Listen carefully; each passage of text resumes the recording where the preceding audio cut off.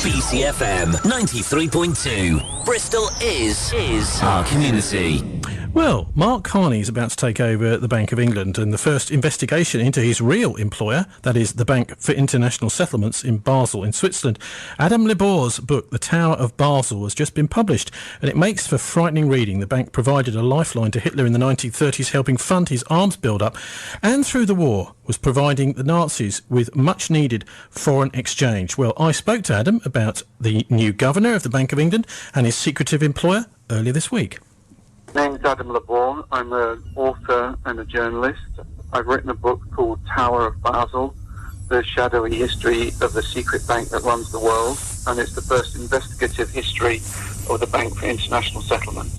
The BIS is a really fascinating institution, and in one line, it's the most important bank in the world that you've almost certainly never heard of. I'm interested in how power is exercised in the world and the role of international institutions. I've previously written a book about the UN and its failure to confront or deal with genocide.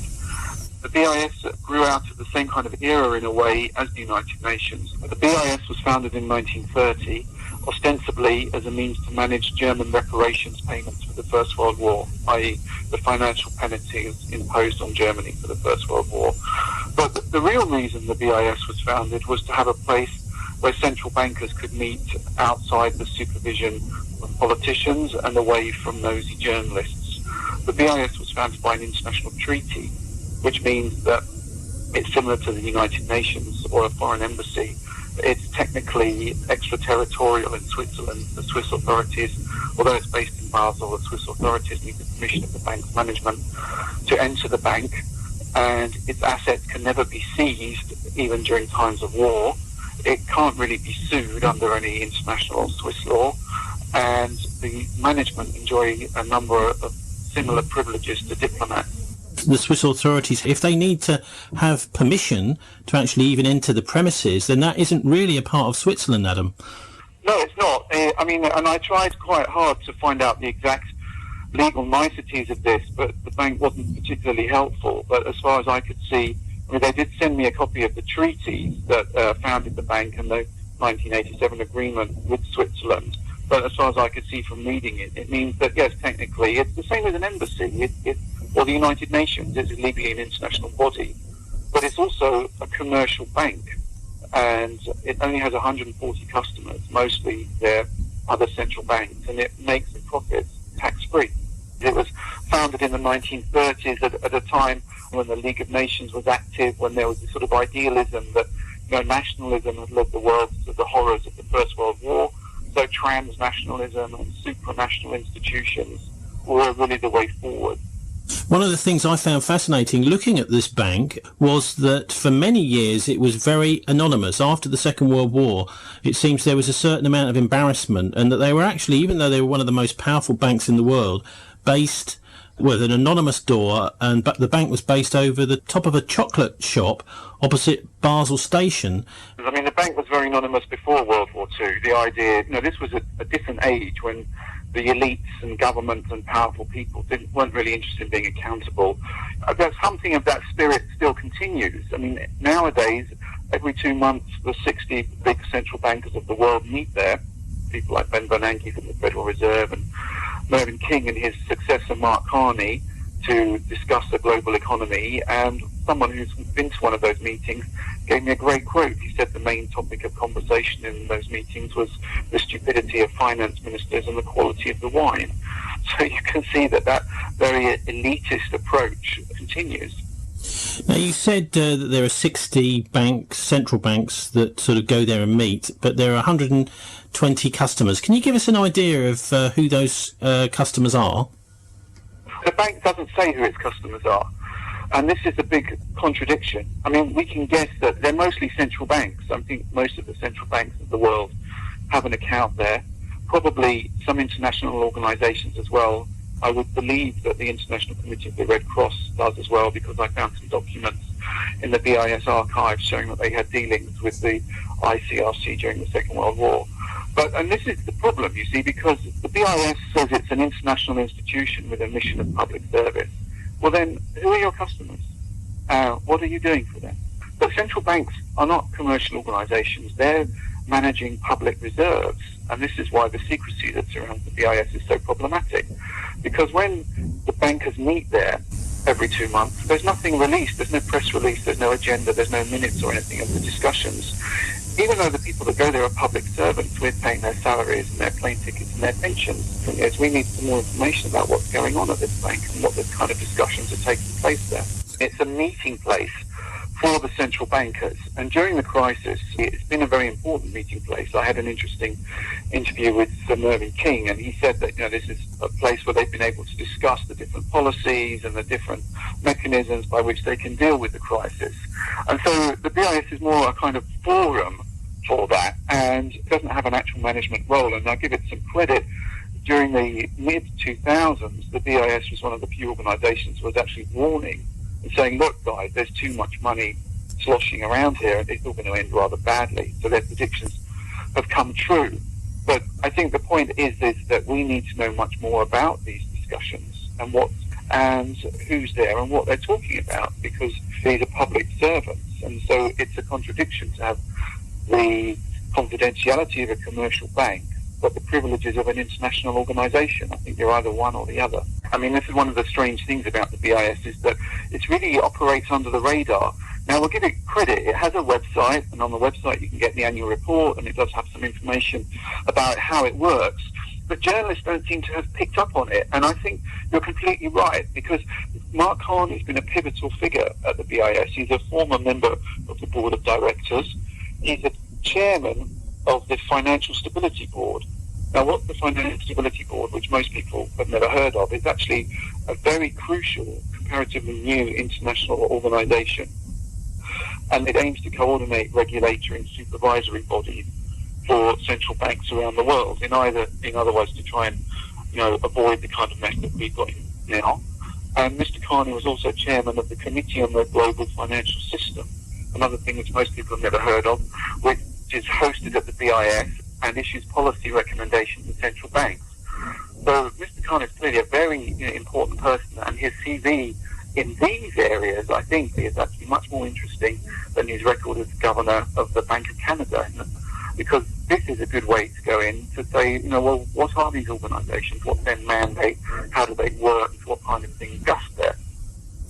Financial stability has not been happening, and the policy reacting to the problems with the financial crisis in 2008, which they've been developing at BIS, which Mark has been developing, neither does that seem to have really been working.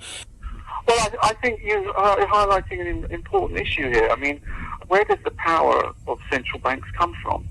Now, obviously, in a democracy, you can't have the government telling the central banks what to do all the time, boost money supply, cut money supply, because they could, for example, engineer a mini boom just before an election by playing around with the money supply, and central banks have to have some degree of independence.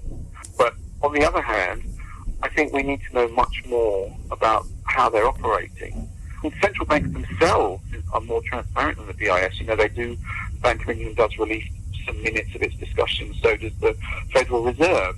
But it seems like when they get to the BIS, the door shuts behind them, they've got all these legal immunities around them, and they're suddenly on kind of protected international territory, and we don't know what's going on there, and we should.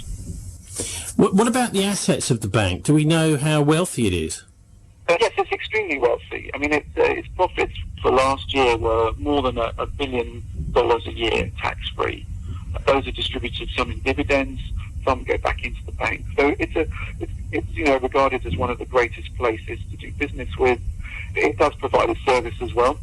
Say if you're the governor of the Central Bank of Botswana, Estonia, you're unlikely to have the level of skills in asset management and liquidity supply that they can offer you at the BIS. So it provides a service to these banks, and it has a lot of gold. The most recent statistics I had show that it had around 119 tons of gold, which makes it the 30th largest holder, around the 30th largest holder of gold reserves in the world. It's got more gold than Qatar or Canada, and it's a very, very rich institution. And at what point did money stop serving the populations and the people, and what point did it turn around where people started serving the money system?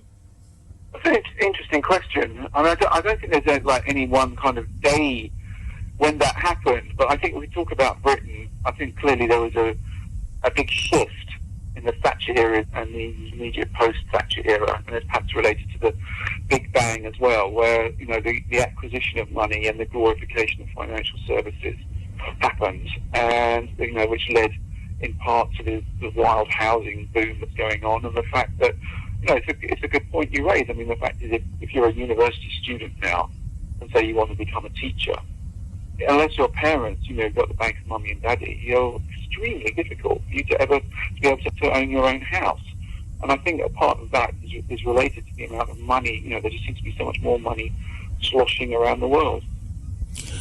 It was decided at Bretton Woods to close the bank down. Why was that? Because it was seen as something that was helping the Nazis, as indeed it was. The BIS accepted looted Nazi gold, and the BIS did foreign exchange deals for the Reichsbank, and it was so helpful to the Reichsbank, the Nazi central bank, that Emil Pohl, the vice president of the Reichsbank and a BIS director, said that the BIS was the Reichsbank's only foreign branch. So all of this was being watched in the States, especially by Henry Morgenthau, the Treasury Secretary, and his assistant, Harry Dexter White, and they pushed very hard at Bretton Woods for the bank to be closed down. And although it was agreed that it would be, no date was set, so it never happened. Well, that's so interesting, isn't it? Absolutely fascinating. Martin, the bank shouldn't exist. It was an attempt to close it down after World War II by the Americans. In fact, they passed a resolution at Bretton Woods saying we've got to get rid of this bank because it was funding Hitler.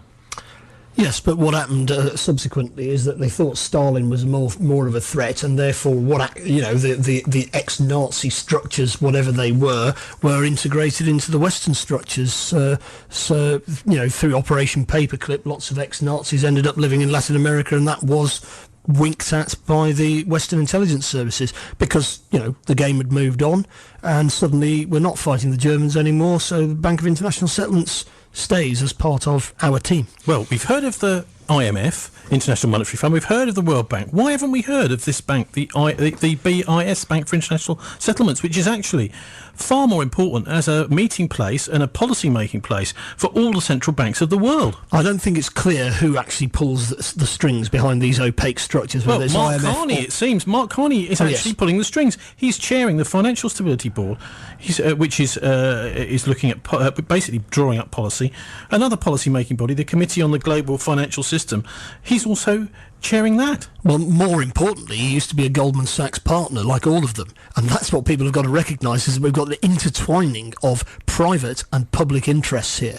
And when our correspondent there was saying, well, you can't have central banks run by governments because governments might want to stoke up mini-booms to get elected and so on, well, that's what used to happen in Britain. Whether it was the Conservative or Labour Party in power, what they tried to do was engineer a mini-boom before elections. It was normal practice. Now, of course, you could argue that that's bad practice, but it was normal practice in the past, where it was the Bank of England was only made independent by Gordon Brown. Before that, it had to obey orders. Well, these central bankers, one of the things we know they're talking about, we're not allowed to know anything else, but one of the things Adam's found out, Adam Libor, who was speaking to me from Hungary earlier this week there, the stupidity of the finance ministers and the quality of the wine. Well, hang on a minute, but those finance ministers are there to represent us, not them. Well, this is the problem all through the whole system, isn't it? Is that there are two constituencies that people in power are dealing with. One is the general population, who they have to keep happy somehow or other, and the other is the people with the money, who are the people who really call the shots. So they're constantly being pulled in two directions. So are these people, the central bankers meeting at the BIS in secret, are they public servants or not? Well, they're public servants who also work in the private sector and go back to work in the private sector and so on. So in actual fact, the interests they represent are not those of the community at large. Perhaps we should nationalise the whole lot and make the banking sector run by and for the community. Anyway, that book is out last week. It's called The Tower of Basel, The Shadowy History of the Secret Bank That Runs the World, the inside story of the central banker's secret bank, by Adam Libor, Leboi, was speaking to me there early this week from Hungary. BCFM 93.2. Bristol is our community.